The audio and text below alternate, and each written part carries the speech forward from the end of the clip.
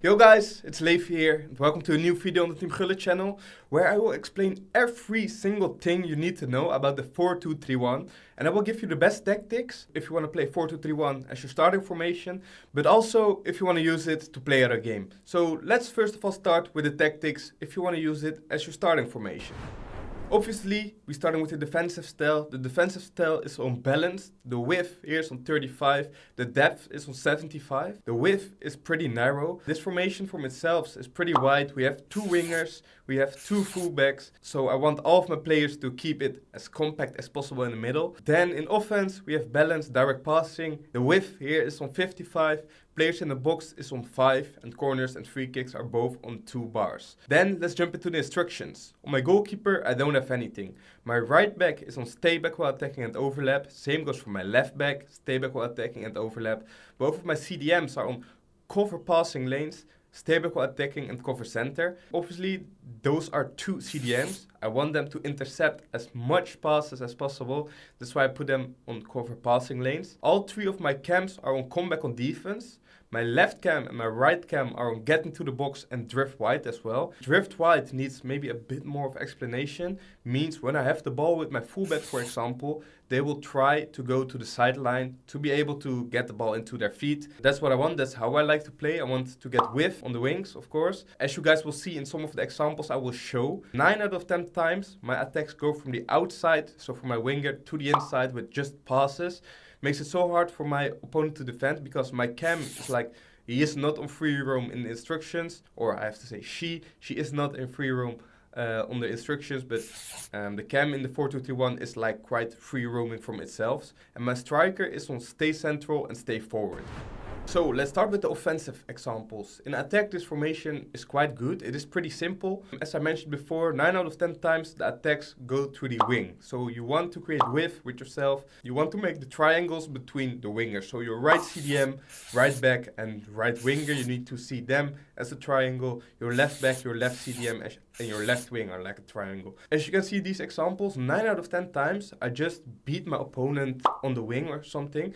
And then it's just easy passing just to the players who are free, and it feels like out of nowhere maybe, but that's just because it's so easy. I get just good chances and score easy goals. Something you need to keep in mind, once you have space on the wing, especially with a quick player like for example Mbappe in my squad on the right wing, you just gotta take space when you get it. These clips are just all about dragging my opponent's defense out, so he needs to switch a lot, he needs to cover a lot of runs. That makes it obviously hard to defend. Then it's all about the right timing to get the pass inside. And then it's either like a shot, another pass, a move. Then you can just do whatever you want.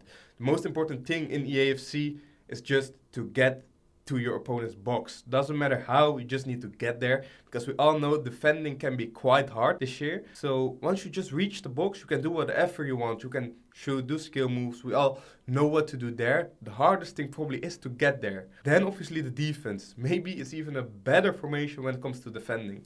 The 4-2-3-1, in my opinion, after the 5 backs is the best formation to play out a game, to defend, to not concede goals, because it is so compact. Also because of the 35 width maybe, but the players are just in the right position to keep defending well, and obviously that's what we want. As you can see, I track back my players all the time. Once I don't need to switch to my midfielders or to my defenders, I won't do it. I will just try to chase back with my attackers as long as possible. And as I mentioned before, I have 2 CDMs, which I want to cover all the passing lanes to the strikers especially.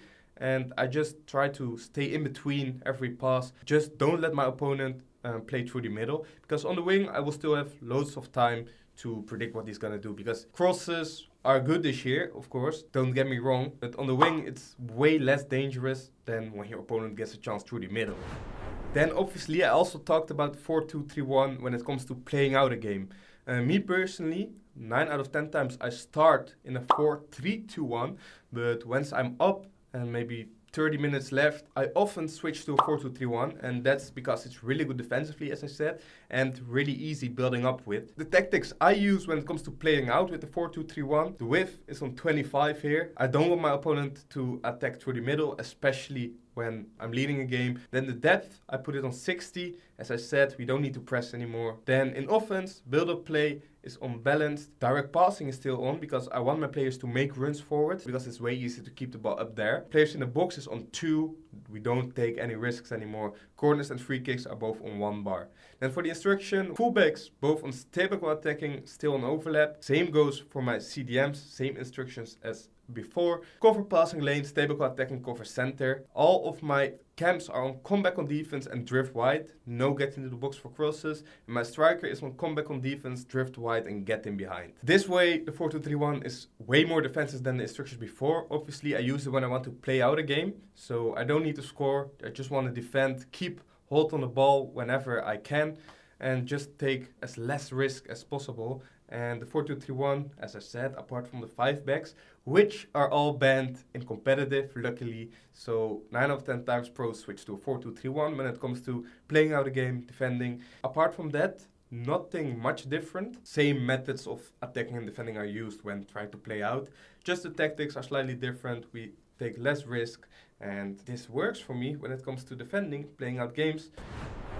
Thanks for watching, guys. Leave a comment down below if you still have questions to the 4-2-3-1, maybe different formation, anything else, just let us know.